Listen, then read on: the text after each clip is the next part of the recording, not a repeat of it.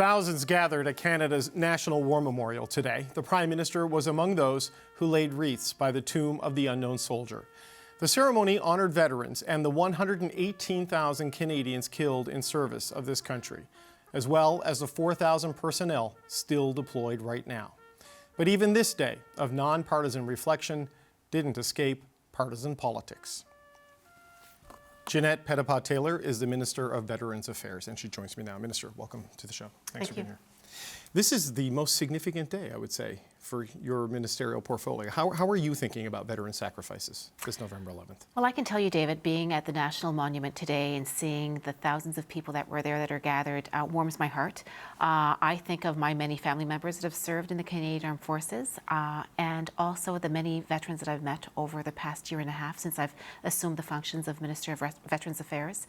It's important for all of us to reflect and to thank the men and women that have served so bravely in the Canadian Armed Forces, and not just to thank them today, but every day. There's been some controversy in the run-up to November 11th this year about the role prayer would play in ceremonies like the one at the War Memorial and at the ones at cenotaphs and other places around the country. A directive from the Chaplain General asking military chaplains to be more neutral. What's your views on that perspective? Well, first of all, I want to be very clear that the government has never told the chaplains not to have any prayers at services. And I can say that I've attended many services over the past 10, 12 days, and there are some services that they have had prayer and others have been moments of reflection. I think that the Chaplain General simply wanted to make sure that everyone felt included, including those that are observing, that are there to witness these events, but also to make sure that our members of our Canadian Armed Forces as well feel included. So again, we certainly want to make sure that everyone feels comfortable, and I believe that's the reason why the Chaplain General made that statement. Do you support the directive? Do you think it's the right approach? I know it's driven by a Supreme Court decision about government neutrality when it comes to faith and when it comes to matters of religion, but a lot of people point to historically, before, say, D-Day, for example, chaplains praying with the soldiers before they launched the invasion of Normandy. Do you support it on a personal level? I truly believe that it depends in the community. There's some communities that I attend that for them it's very important to have prayer, and in other communities, not to say that it's not important, but again, they want to be more inclusive with respect to the groups that they're representing. It is not a decision that the Government of Canada has made. It's a decision that the Chaplain General has made to provide some guidance, and I think that we have to respect the decisions that are made within communities. Rabbi Scher, who spoke there today, did cite God, did say amen, did give what amounted a benediction and a prayer. So it's obviously not banned from the ceremonies. But the military is struggling with this a little bit, right? There has been the initial directive came out, and now there's a table to sort of revisit it and see how to strike the right balance. Where do you think this needs to land? Well, I know that I've spoken to some chaplains over the course of the past few weeks, and I asked them those questions. And one chaplain in question that I spoke to, she indicated to me that well before the directive came out, she wanted to ensure that she was more, inclusive with respect to the sermon and the prayers that she gave, or the moments of reflection. So again, I think that conversation will be underway. But at the end of the day, we certainly want to ensure that this is not a political issue. We want to make sure that we are thanking the men and women that have served in uniform, and we want to do so in a respectful way. It did get a bit political. There are statements and videos and attacks from the Conservatives in particular on this. What are your thoughts about politicizing an issue like this? This is something the Chaplain General is doing, but I just wonder what you thought of real partisan politics becoming a part of November 11th. I'm going to be very honest. I find it very distasteful, David, that this is even a topic of conversation right now. This is the week that we should be really recognizing the men and women that continue to serve in uniform and some that have fallen.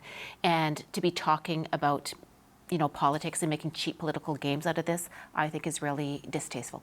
What about what stories we've seen like in Nova Scotia, where a school has asked people who attended the service not to come in uniform, even if they were a serving member of the military? I was at one of my kids' school today, and there was a colonel there from the Air Force as a special guest. But do you think, what kind of a message do you think it sends asking serving members of the Armed Forces that they come to these ceremonies not to wear their uniform? Well, I'll be frank. When I heard the story, I was on tour heading to Nova Scotia, and I was extremely pleased that the school reversed that decision quite quickly. I think that it's very appropriate to ensure that men and women who have served in the Canadian Armed Forces are absolutely able to wear their uniforms to this event.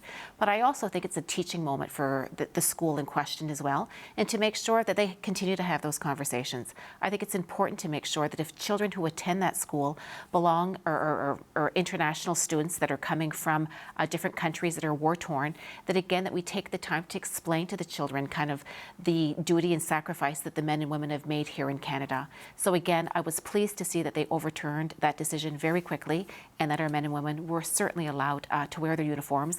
I think we certainly see that our men and women wear the Canadian flag with pride on their shoulder when they're serving, and it's important that we recognize them during different services across the country. This is the challenge, I guess, the school is trying to address, right? That you have refugee student populations that come from places where the military is not, the uniform is not seen as a source of pride, it's seen as a threat. I remember going to Canada Day with Syrian refugees in 2016, 2017, and the military flyover scared the youngest kid because of what they'd been through in Syria.